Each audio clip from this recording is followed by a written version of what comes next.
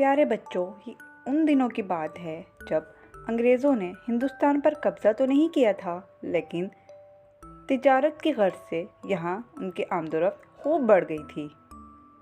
گورے چٹے سنہری بالوں اور نیلی آنکھوں والے انگریز شیخ چلی کو بہت پسند تھے، خاص طور پر جب وہ گٹ پٹ انگریزی بولتے تو شیخ چلی انہیں شوق سے دیکھتے اور سوچتے کہ کاش انہیں بھی انگریزی آتی تو وہ ان کی زبان ان کے ساتھ بول اور سمجھ سکتے۔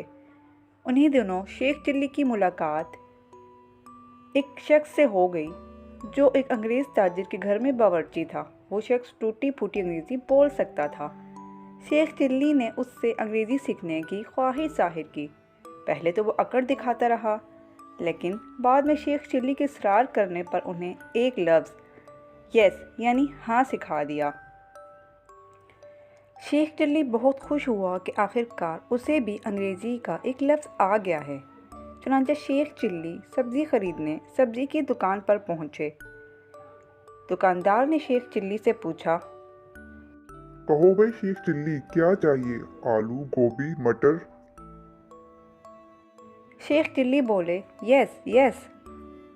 دکاندار شیخ چلی کو الجھن بھری نظروں سے دیکھنے لگا اور کہنے لگا، ہم کچھ سمجھے نہیں، ایس ایس کیے جا رہے ہو، اردو میں بولو۔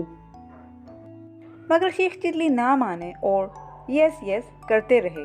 اس لیے دکاندار نے 3 سبزیاں انہیں 1 کلو تول کر دے دی۔ شیخ چلی نے سبزیاں لی اور پیسے ادا کر کے آگے بڑھ گئے۔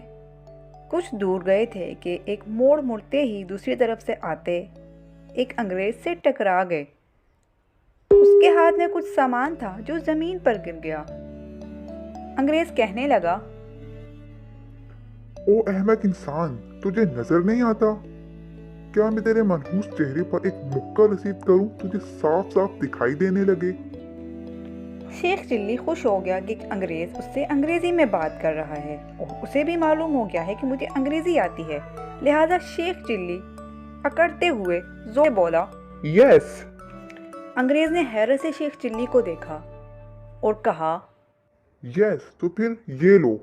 اور ایک زوردار مکہ شیخ چلی کو جڑ دیا۔ شیخ چلی لڑکھڑاتے ہوئے سڑک کے کنارے بہتے گندے نالے میں جا گرا۔ سبزی کا تھیلا ہاتھ سے چھوٹ گیا، سبزیاں بکھر گئی جن سے ایک آوارہ گائے دعوت اڑانے لگی۔ شیخ چلی نالے میں پڑے پٹپٹا رہے تھے۔ انگریز بکتا چلا گیا۔ شیخ چلی کیچڑ میں لتڑے خالی ہاتھ گھر پہنچے تو اماں نے پوچھا، ارے کم بخت، یہ کیا حالت بنا کر آ گیا ہے اور سودا کہاں ہے؟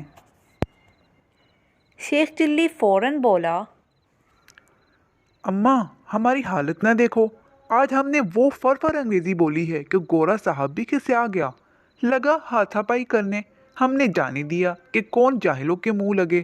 اماں خوش ہو جاؤ، تمہارا بیٹا انگریز بابو بن گیا ہے، انگریز بابو۔ اماں غصے سے بولی، ارے بھاڑ میں گیا تو اور چولہے میں گیا انگریز، سودا غارت کر دیا، اب انگریزی کھا کے پیٹ بھر لینا، اب کچھ نہیں پکانے والی میں۔ اگلے روز شیخ چلی دوبارہ اسی باورچی کے پاس پہنچا اور اسے اپنا کارنامہ سنایا۔ باورچی نے شیخ چلی کو ایک اور لفظ نو سکھا دیا۔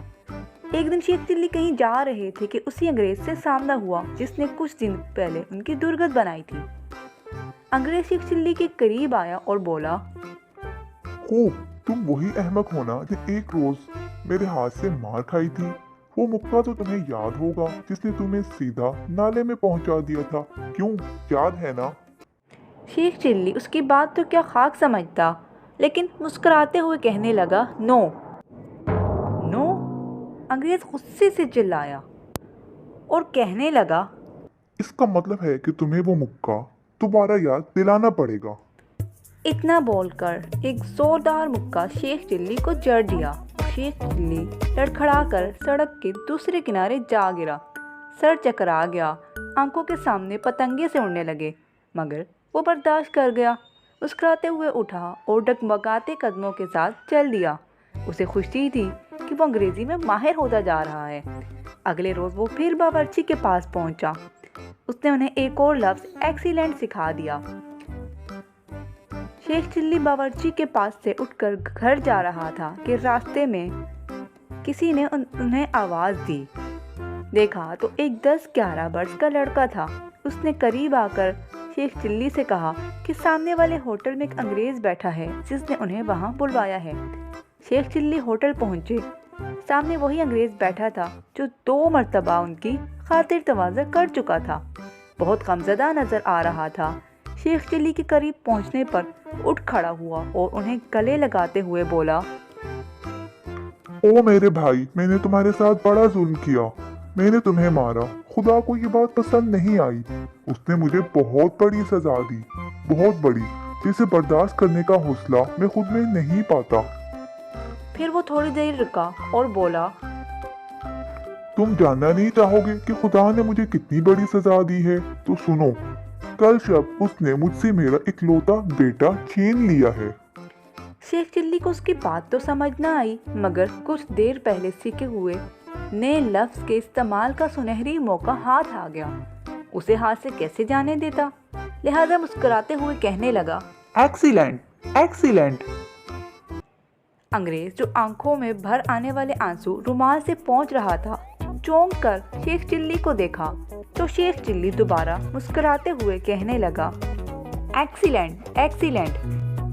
انگریز کا چہرہ غصے سے سرخ ہو گیا اور وہ چلاتے ہوئے کہنے لگا، گندے آدمی، میرا اکلوتا بیٹا مر گیا اور تو کہتا ہے ایکسیلنٹ، ایکسیلنٹ۔ میں نے بالکل ٹھیک کیا جو تجھے مارا، تیرے جیسے لوگ اسی قابل ہوتے ہیں۔ پھر اس نے شیخ چلی کی گردن دبوچی اور لگا پٹائی کرنے۔ ہوٹل میں موجود لوگوں نے بڑی مشکل سے چھڑایا۔